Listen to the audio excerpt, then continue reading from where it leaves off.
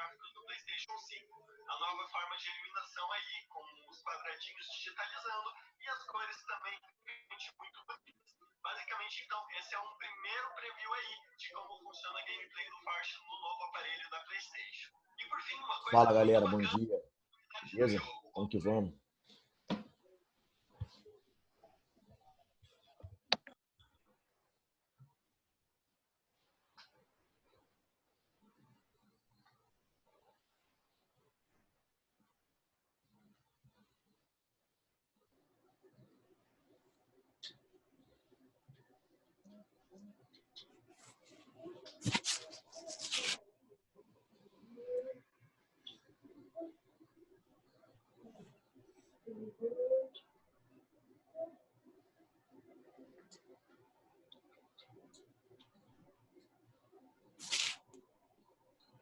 Vamos que vamos, galera. Ó, tá chegando aí, né?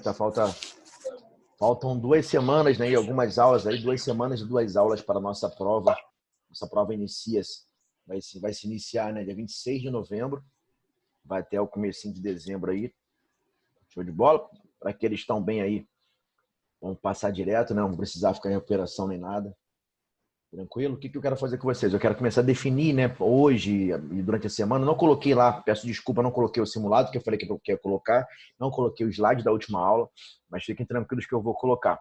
Isso eu coloco hoje o slide da aula de hoje, colocar os exercícios, né, como simulado para nos preparar, porque para preparar vocês, o que eu vou cobrar em relação à prova, só que a prova vai ter que ser uma só. Então, vou ver se eu consigo fazer uma prova com mais questões, como é que eu vou conseguir bolar, além das 10 questões, já que eu vou ter que integrar, né, uma prova só, português, literatura e aquela parte da análise, né, do livro.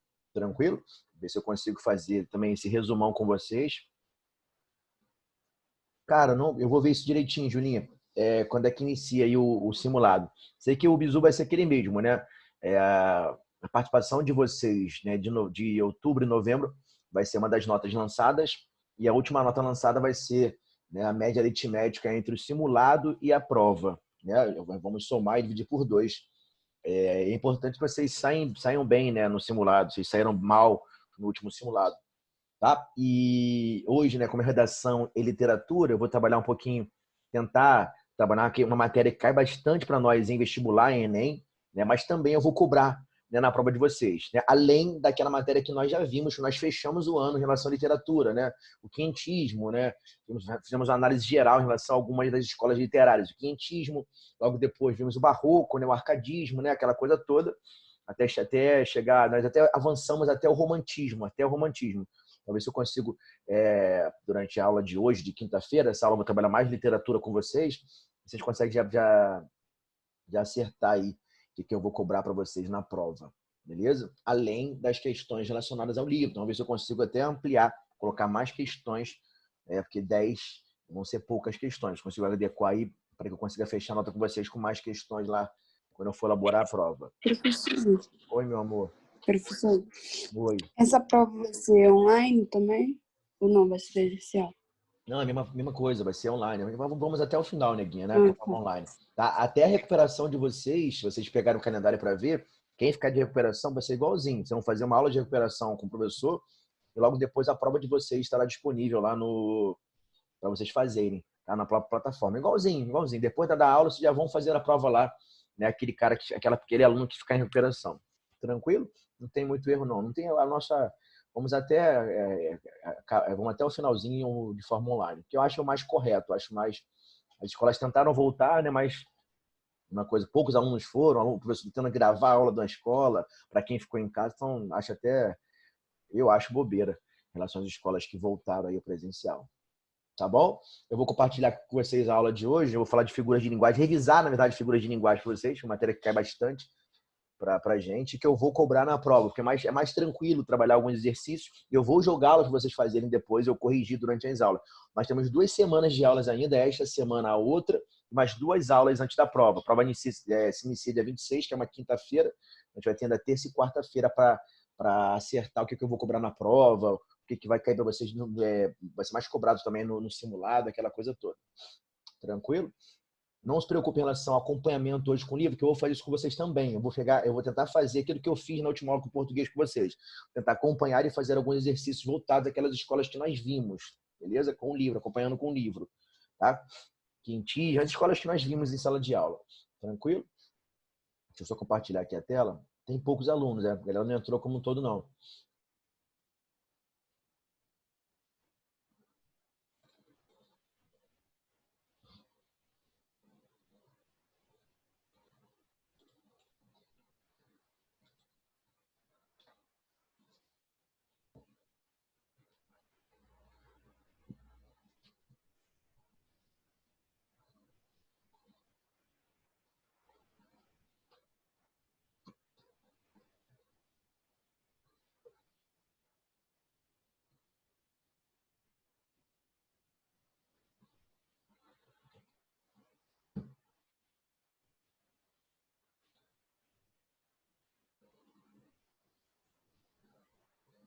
Já podem colocar os nomes à vontade, tá bom, nego?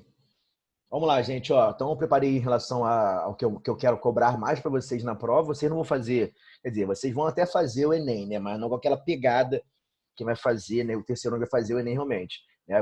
Eu separei para eles aqui as questões que mais cobram, né?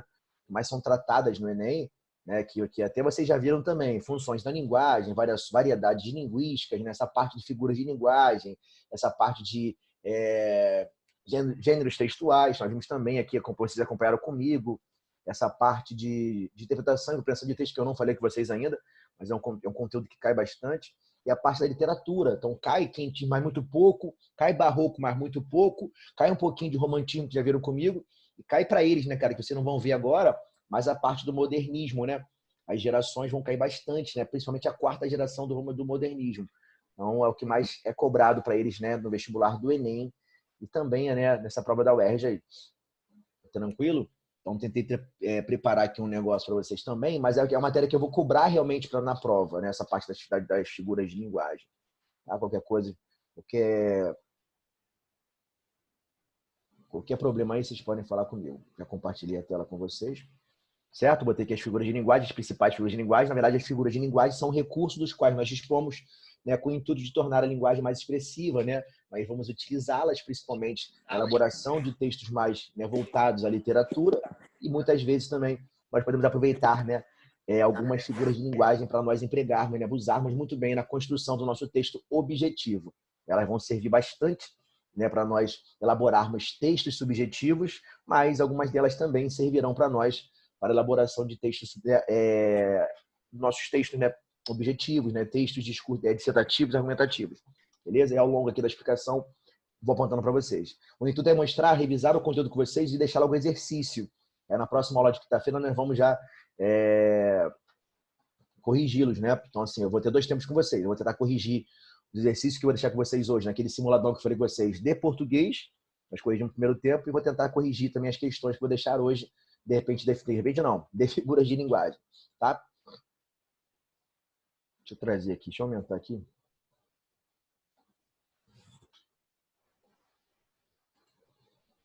Tentar fechar esses últimos encontros nossos. O ano foi meio complicado para todo mundo, mas acabou que fluiu. Tá? Então aqui, ó, conceito de figuras de linguagem, entende-se por figuras de linguagem, né? Figuras de estilo ou mesmo figuras de oratória, o tipo de conteúdo ligado à parte estilística da gramática, cujo objetivo seja a análise de casos específicos de usos expressivos na língua portuguesa. É aquilo que eu falei com vocês, né? O intuito é tornar a linguagem cada vez mais expressiva, né? Então, seja, né? Claro que elas são muito mais usadas, certo? Em texto literário. É bom que vocês entendam bastante, né? E reconheçam, né, as figuras de linguagem, porque elas vão aparecer para nós em textos vinculados às escolas literárias, né? Se eu falei com vocês, certo? Rapidinho.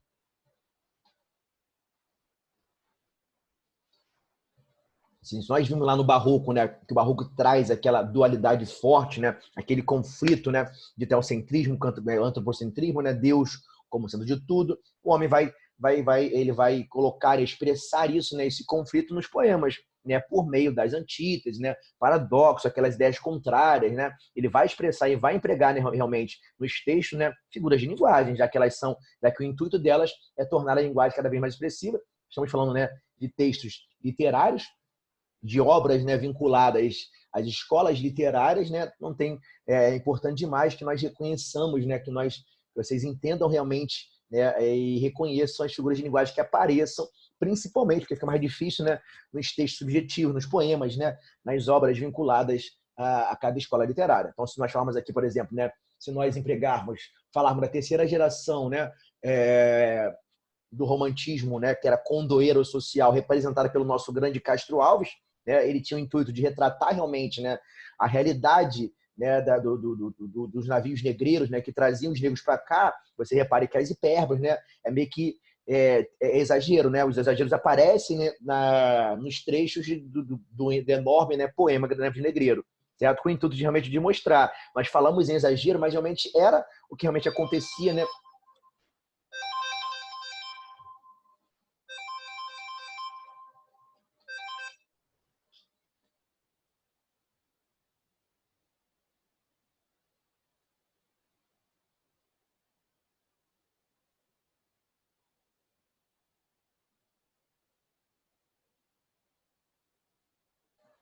Não era o que realmente acontecia, né?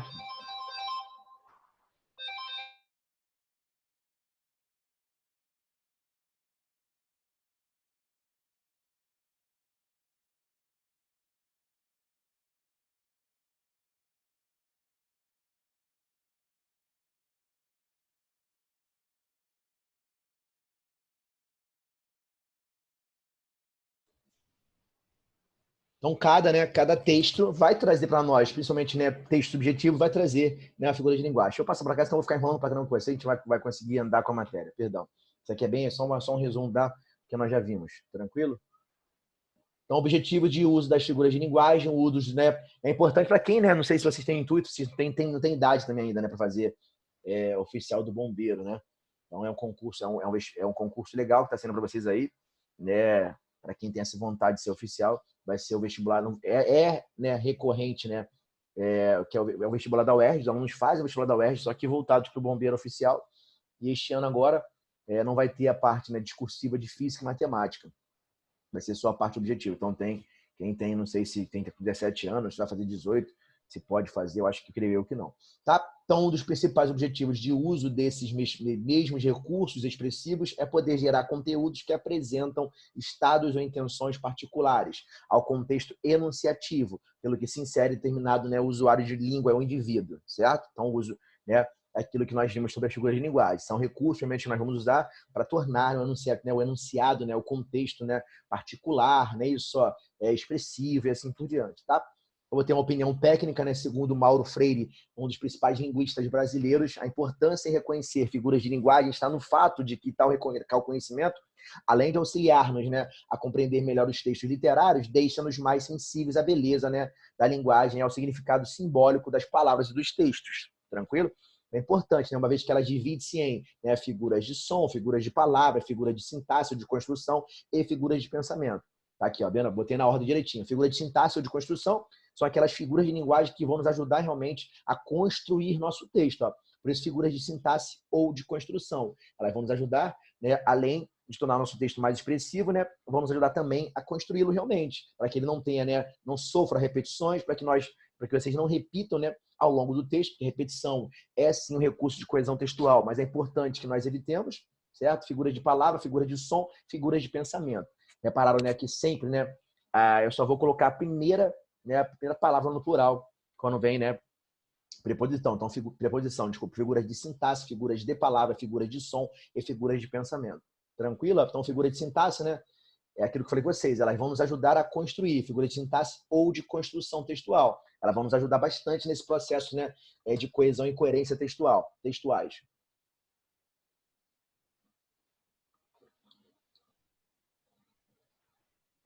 Quando eu paro de falar com vocês, eu estou bebendo um cafezinho, porque ninguém é de ferro, beleza?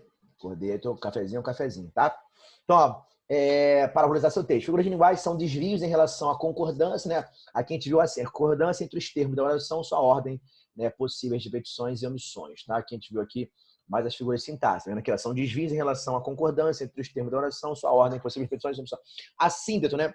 É só nós lembrarmos que é síntese. O mais complicado de estudarmos figuras de linguagem é realmente gravarmos, né, os nomes e associarmos aquilo que acontece. O mais chato, né, a meu ver, é isso. Então é importante que nós criemos, né, uma estratégia para nós gravarmos realmente. É só lembrar que síndeto, né, é a conjunção.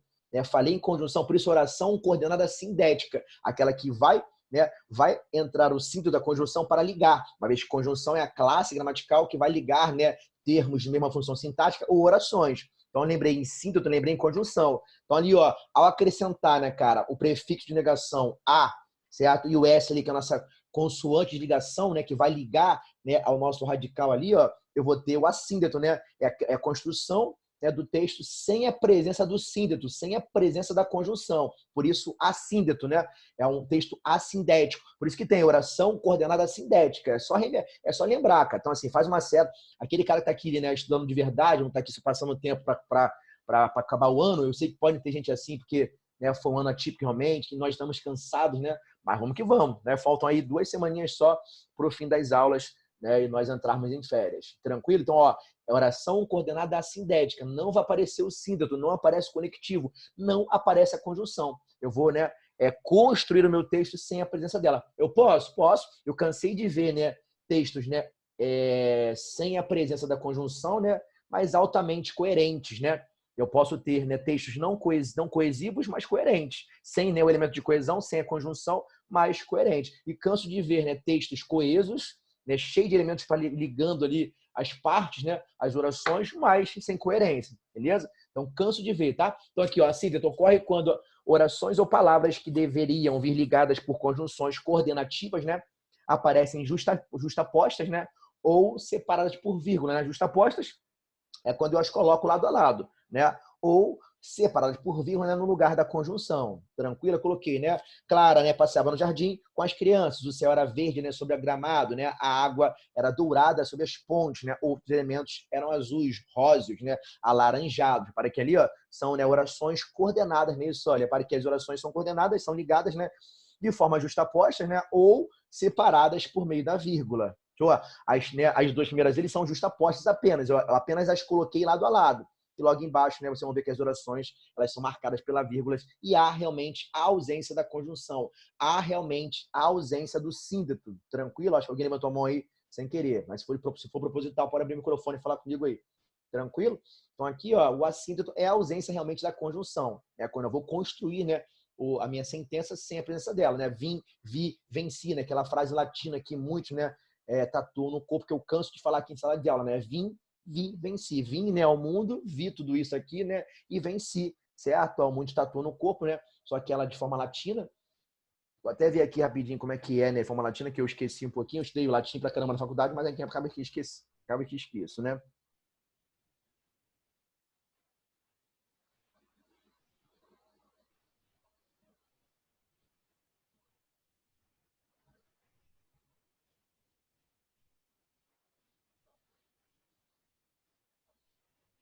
Seria veni, vidi, vici, certo? Ó, mundo tatuou, né, essa frase latina, né, no corpo aí. É veni, né, vidi, vici. Então, vim, né, vi e venci, certo? O mundo tatuou no corpo, acho que é uma frase até legal. Aquele cara que consegue, né, cara, alcançar o sucesso, chega, sei lá, o mundo tatuou, né? Certo? Vim, vi, venci, beleza? Então são, né, repare que são orações coordenadas assindéticas, sem a presença da condição. Então é só nós remetermos, é só ficarmos ligados, né, no nome, tranquilo? Assim, da conjunção entra ali, né? Até que a gente estuda até a parte do português, né? A gente estuda até a estrutura, formação das palavras, né? Isso, apareceu, né, o prefixo a de negação e apareceu ali, né, uma letra de ligação, né, a consoante de ligação ligando para tornar, né, a fonia possível, né, da palavra assíndeto. Show de bola? A elipse, né, ocorre quando omitimos um termo da oração que ele é facilmente por nós identificável, né? Isso, ó, a elipse, né? Por isso, o sujeito elíptico, visto por vocês lá comigo lá, né, na parte de português, língua portuguesa, aquela parte da morfossintaxe que nós vimos na última aula. Eu vou colocar para vocês hoje exercícios em relação àquele conteúdo para nós corrigirmos no nosso próximo encontro, nossa próxima semana. Eu vou falar mais nesta semana de literatura com vocês, beleza? Então, a elipse é a omissão de um termo oração, né, que é o termo oração que pode, né, que é facilmente por nós identificável. Tranquilo? Veio sem pinturas, em vestido leve, né, sandálias coloridas, né, ela ou ele. Na verdade, aqui, né, né? Ela veio sem pinturas, em vestido leve, sandálias coloridas, certo? Repare que ali, né, houve a omissão, né, do pronome e é facilmente por nós, que foi facilmente por nós, né, identificável através da desinência, né, do contexto, né, do finalzinho do nosso verbo ali, tá? E uma coisa acontece embaixo, no mar, né, tanta tormenta e tanto dano, né? Isso, há, né? Há no mar há tanta tormenta e tanto dano, né? Coloquei, né? Eu sempre prefiro, eu, Fabiano, usar o verbo haver, porque o verbo haver ele é muito mais formal, ele traz mais formalidade ao nosso texto. Então, sempre que vocês forem, né, usar o existir ou o ter, né, cara, é legal que vocês troquem, né, pelo haver, porque o haver ele traz mais formalidade ao seu texto. Então, naquela construção, na hora de construir um texto objetivo, né, voltado para ser um texto dissertativo, voltado para o vestibular ou qualquer concurso, é importante que nós, né, sejamos, né, formais. Então, é muito mais formal usar o haver ao invés do ter ou existir, acontecer ou ocorrer. Então, o zeugma parece bastante, é bem próximo, né, cara, à elipse. Eu vou ter que baixar uma espécie de elipse, né? Ocorre o zeugma quando, né, omitimos um termo que foi facilmente por nós, perdão. O zeugma é a omissão de um termo que já foi citado, né, cara, na sentença anterior. Né? Eu o suprimi, né? E eu deixei, né, eu ocultei esse termo para que meu texto não ficasse repetitivo, né? Show de bola? Mas o zeugma, diferente da elipse, né, é quando eu oculto um termo que já foi citado na sentença anterior. Para que meu texto não fique repetitivo, né, nós vamos, né, buscar esse recurso do zeugma. Beleza? Nós vamos sempre buscar esse recurso do zeugma, tá?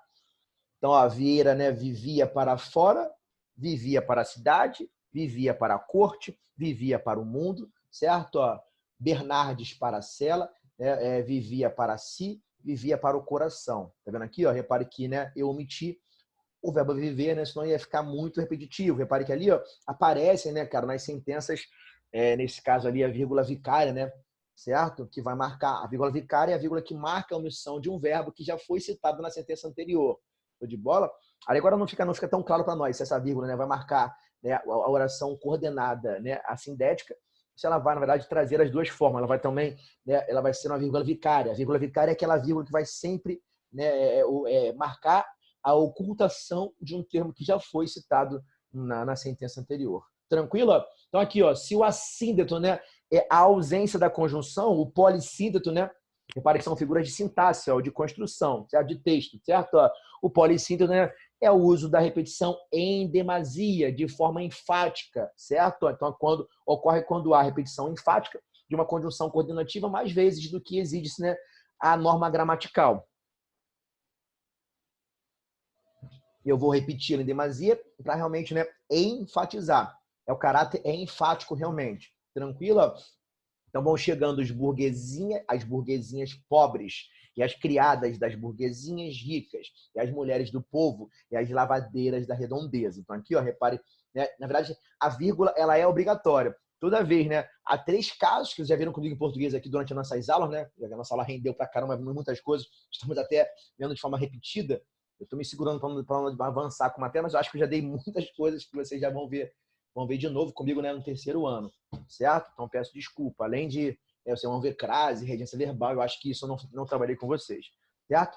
Então assim, nós temos há 3 casos em que nós, né, que vai nos obrigar a colocar a vírgula antes da conjunção e. Uma delas, né, um desses casos é isso aí, é quando, né, a repetição em demasia de forma enfática da conjunção e. Nós somos obrigados a colocar a vírgula antes dela. A outra é quando o e ele adotar, né, um valor adversativo, certo? E o outro é quando, né, a conjunção ele liga, né, vai ligar para nós orações diferentes, mas cada uma com seu sujeito, né? Fabiano ensinou o conteúdo, vírgula, e os alunos do 2º ano, né, aprenderam. Então quem ensinou fui eu, quem aprenderam foram vocês. Então as orações elas vão trazer para nós sujeitos diferentes. Então quando isso acontecer, eu sou obrigado a colocar a vírgula antes da conjunção e. Então são 3 casos, né, em que eu sou obrigado a colocar a vírgula antes da conjunção e. Beleza? Tranquilo? Professor, Meu amor. se fosse usar o polissíndeto num texto, não poderia? Poderia. Porque ele é uma repetição, né? Poderia, Negona, mas poderia o quê? Eu posso usar, né, num texto subjetivo, né, num texto mais voltado à literatura. Né? Se eu vou, por exemplo, né, eu vou criar um poema, né, para aquela mulher que eu tanto amo, sei lá, vou criar um texto mais literário, uma música, né? Aí num texto subjetivo, né, eu vou usar. Tá aqui, ó, eu tô até esquecendo de falar com vocês, peço perdão, ó. Aqui, neguinha, né, eu vou apontar para vocês o que eu posso usar ou não posso. Ó, repare que o assíndeto, né, eu posso também usar a construção no meu texto, né, objetivo, né, muitas vezes sem colocar conjunção. Né? É muito comum, quando nós elaboramos uma dissertação argumentativa, usar conjunção, porque o texto tem que ser coeso, né, e automaticamente coerente. Mas eu posso sim, né, muitas vezes, construir textos ou parte do texto, né, assíntito, né, sem a presença da conjunção, e mesmo assim, né, o texto vai estar coerente para quem lê. Então, aqui, ó, o assíntito é muito usado por nós, né, num texto objetivo também. Entendeu, Neguinho? Entendeu, Carol? A elipse, né, também. Né, a elipse, você pode, né, omitir aquele termo, é importante, né? Ela vai servir a elipse na hora de construir o nosso texto objetivo também. A elipse eu posso usar normalmente, né? Porque fica, né, fica ali, né, implícito, mas é facilmente identificado pelo autor, né, pelo meu corretor. Mas o que mais nós usamos é importante, que eu acho mais interessante para nós, né, é o zeugma, que é quando eu não quero repetir, né, que é importante que vocês não repitam na redação dissertativa, eu vou usar, né, o recurso do zeugma, né, que é omitir uma sentença que já foi citada anteriormente. Entendeu, Neguinha? Já o polissínteto, né, eu vou usar, nós poderemos usá-lo geralmente mais na construção de um texto mais subjetivo. Se eu realmente, como você falou aí, você falou muito bem, se nós repetirmos a conjunção, né, num texto objetivo, o corretor vai tirar ponto de nós. Tranquilo? Então é mais usado por nós num texto objetivo, numa letra de música, né, num texto mais voltado à poesia, um texto mais literário. Pegou, Neguinha? Então é importante realmente que evitemos a repetição. Certo? Por isso aqui, ó, né, são bons recursos que podem ser usados por nós, o zeugma, a elipse, certo? Para que nós, né, não venhamos a repetir dentro do texto objetivo. Foi, Pretinha? Para falar comigo. Foi, professor. Obrigado. Já a anáfora, né, ocorre quando há repetição intencional de palavras no início de um período, né, frase ou verso.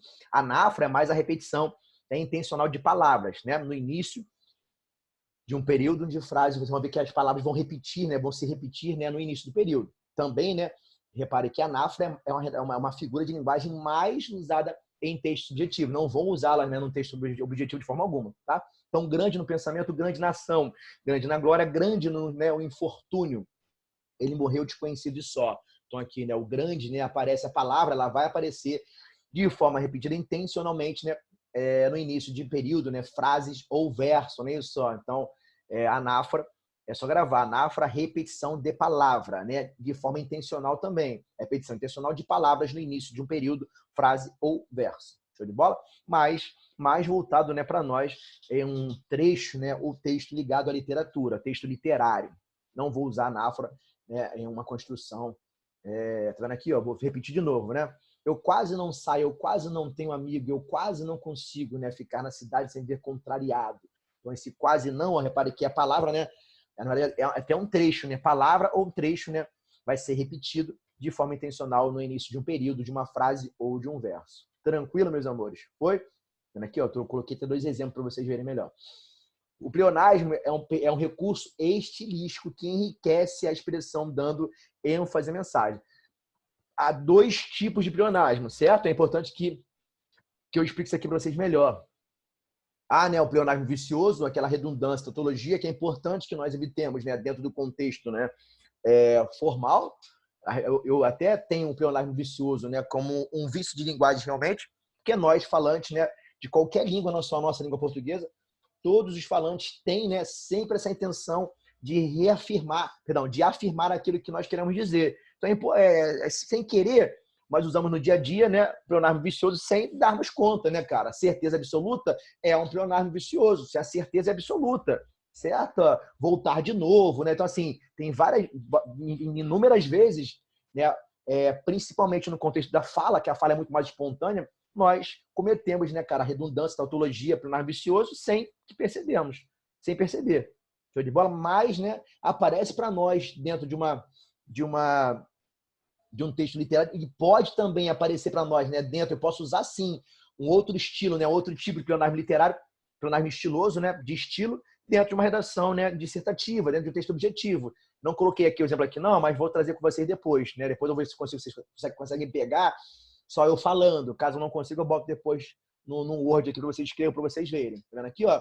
Então, o pleonasmo é a repetição, né, dentro daquele contexto, com a intenção realmente, né, cara, de enfatizar a mensagem. Show? Por quê? Porque nós, falantes, temos sempre essa necessidade de ratificar, de confirmar aquilo que nós queremos dizer, tá? Então, né, descer para baixo, subir para cima, hemorragia de sangue, encarar de frente, né? Encarar pode ser de frente, né? Encarar de frente, mas é comum, né? Nós repetimos aí, né? Encarar de frente, né? Isso é assim por diante. Beleza? Goteira no teto, goteira pode ser no teto, goteira, né? Só pode ser no teto. Show de bola? Mas mesmo assim, nós repetimos isso aí. O A, né? O A, tempos atrás, né? O A do AV indicando passado, né? Então, porra, se eu usei o A do AV indicando passado, desculpa, gente. Eu usei o A, né, do haver indicando passado, eu não preciso usar o atrás. Então, há tempos atrás é o maior erro que vocês cometem na fala. Né? E muitos também levam, né, esse erro da fala para a escrita. Eu canso de pegar redações de texto, né, para corrigir, em que o autor, né, o aluno, né, o escritor, né, o candidato, ele vai cometer, né, sem querer, né, esse tipo de pleonasmo. E esse é condenado. Esse tipo de pleonasmo ele é condenado pela banca. Né?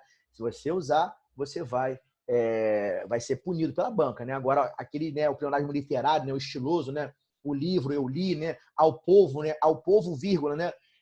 O governo nunca lhe ofereceu nada, né? Que o lê, oblíquo né? Ele vai repetir ao povo, que já foi citado na primeira, né, no primeiro momento. Então, aqui é o nosso, né, famoso pleonasmo estiloso, né? Eu repeti através do oblíquo no lê, né, o nosso objeto indireto. Então, esse tipo ali, ó, eu posso usar dentro de um código de redação objetivo, mas depois, com calma, eu vou lhes explicar. Até porque vocês vão pegar exercícios que eu vou deixar com vocês, para que vocês façam aí, nós, através da correção, né, que eu consigo explicar para vocês através da correção, tá? Olha aqui, ó, iam 20 anos, né, desde aquele dia, quando os olhos, né, eu quis ver de perto, ó, certo? Ó, quanto em visão, com os das saudades eu vi. Vendo aqui, ó, repare que o texto é meio que pleonário. Não aparece assim de forma latente, né, o pleonário, mas o texto ele né, ele vai ter essa repetição enfática, né? Quando com os olhos, né, eu quis ver, certo? De perto, né? Quando em visão, com as saudades eu vi. Então aqui, ó, é um texto, né, redundante, né, cara? Tem outras formas também de nós apontarmos, né, o pleonasmo, né? Chorei um choro sentido, né? E só sonhei, né, um sonho triste, né? Repare aqui, né? Objeto direto, né, cara, vai ter o mesmo radical, possui o mesmo radical que o nosso verbo, né? É o famoso, né, objeto direto pleonástico, né? Ou também alguns chamam de objeto direto interno, que é quando, né, o nosso objeto direto, nosso complemento verbal, ele tem o mesmo radical ou o mesmo campo semântico do nosso verbo. Tranquilo? Mas é fácil de nós vermos. Esse aqui, ó, esse pleonasmo aqui é mais usado por nós num texto mais subjetivo. De maneira alguma eu vou usar, né, esse tipo de pleonasmo, né, dentro de um texto objetivo, perfeito? É importante que vocês fiquem atentos a isso. Isso aqui não tem como usar. Isso aqui é mais, né, para reforçar dentro de um texto mais subjetivo. Beleza? Depois, com calma, vou explicar a diferença, né, do pleonasmo vicioso e vou apontar aqui quais são os pleonasmos que vocês podem usar, né, na construção de um texto objetivo, de um texto dissertativo, argumentativo. Né? Ao final, lá, nós temos mais um tempinho. Tranquilo? Anástrofe, né? O complicado são esses nomes, certo? Por isso a importância da revisão, já que é um conteúdo que cai bastante para a gente, né, em provas, né, de forma geral, não só vestibulares, tranquilo? O complicado é nós gravarmos. E caem todas essas? Caem. Eu coloquei as principais, certo? Ocorre quando há uma simples inversão de palavras vizinhas. Anáforo, né? A inversão sintática. Por isso, ó, ainda continuamos na figura de sintaxe, né? Ou figuras de construção, né? Que vai mexer, na verdade, com a estrutura sintática, né? É quando eu vou inverter, né? Fazendo uma simples inversão de palavras vizinhas, né? Certo? Ó, começa o mundo, enfim, pela ignorância, né? Tranquilo? O mundo, né, começa, enfim, pela ignorância. Vendo aqui, ó, eu só mudei palavras vizinhas, né? Qual seria o certo, né? Quem começa pela ignorância? O mundo, ó, né? O sujeito, né? Ao invés de começar com ele, eu coloquei, né, pós-posto ao verbo, né? A ordem inversa. Tá vendo aqui? Ó? Então, quando, né, nós invertermos palavras vizinhas bem próximas, né? Eu vou ter anástrofe. Tranquilo? Tão leve estou, né? Que já nem sombra eu tenho. Esse é o conselho certo, né? Estou tão leve que já nem sombra eu tenho. Vendo aqui, ó, eu inverti, né, palavras vizinhas, a inversão bem, né, bem fraquinha, aquela inversão bem, né, bem mais tranquila. Então, grava anástrofe, né, inversão de palavras vizinhas. É importante que nós fiquem tranquilos. E hoje, que eu muito corrido na minha vida aqui. Eu acabo a aula aqui, já vou dando aula à tarde também. Eu fico meio enrolado. Às vezes eu estou indo gravar aulas, tá? Em outros lugares, então eu fico meio enrolado. Tranquilo? Eu vou deixar hoje sem falta os dois slides que nós trabalhamos e vou deixar também os exercícios para que vocês já comecem a fazer, para que nós, na próxima semana, para que eu corrija com vocês. Tranquilo? Repare aqui, ó, certo? Eu mudei, né? eu invertir a sintaxe da minha frase, ó, né? Os termos foram invertidos, né? Colocados, né, em ordem inversa, né? Mas são os termos vizinhos, né? Ali eu inverti o sujeito, eu coloquei o sujeito do verbo, da oração, né? Depois, né? Pós-posto ao nosso verbo. Seria o mundo começa, enfim, pela ignorância, né? Estou, né? Tão leve, né? Repare que o estou ali, ó, também traz para nós a elipse, né? Uma vez que eu omiti, né, um termo que foi facilmente por nós identificável através, né, do finalzinho da desinência do verbo estar, né? Estou, quem está tão leve, né? Eu. Tranquilo, então ali aparece anaspo e também aparece para nós a elipse. Pode sim, né, que uma frase, um trecho apresente-nos, né, mais de uma figura de linguagem. Então é importante que fiquemos atentos a isso. E as provas e as questões cobram, né, cobram-nos isso sim. Tranquilo? Ó? Já aqui, ó, né, o hipérbato, né, isso, ó, o hipérbato ocorre, né, quando há uma inversão complexa, né? Uma inversão vai ser mais complexa, né, de membros da frase. O nosso hino nacional brasileiro, ele é cheio de inversões sintáticas, cheio, tranquila? Deixa eu passar aqui, ó. Brincavam antigamente na rua as crianças, vendo aqui, ó, as crianças, né, que é o nosso sujeito, ó, foi colocado lá, né, lá pro final. Né? Quem brincava antigamente na rua, né, as crianças. Repara que ali, ó, a inversão foi um pouco mais brusca, né? Eu não inverti apenas palavras vizinhas. A inversão foi um pouco mais brusca. Certo? Ó, que como estas flores seja a vida bonita e perfumada. Vendo aqui, ó. Certo? Então, inverti, né? Desilusão em mim, a maior de todas, né? Sua atitude provocou. Então, sua atitude provocou, né? Desilusão em mim, a maior de todas. Tá? Então, sua atitude provocou a maior de todas, desilusão em mim. Perdão. Tá? Inverti a frase aqui. Passei a tarde às belas da avenida. As belas da avenida, né, passeiam à tarde. Aqui, ó, inverti, né? A inversão é um pouco mais brusca, né? Isso, ó.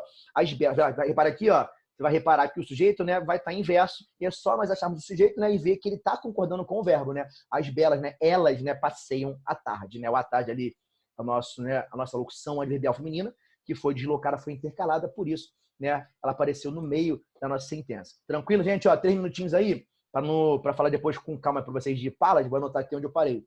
Parei com vocês em hipérbato, aí eu volto aí no próximo tempo, no último tempo, ainda tratando com vocês dessa matéria. Tranquilo? E vou deixar hoje já algumas questões relacionadas a elas, tá? E outros conteúdos voltados à literatura. Tá bom? Beijo grande. Eu volto com vocês. Vejo de novo no último tempo. Tá? 10h20, se não me engano. 10h20 não, 10h30. Show? Beijo grande.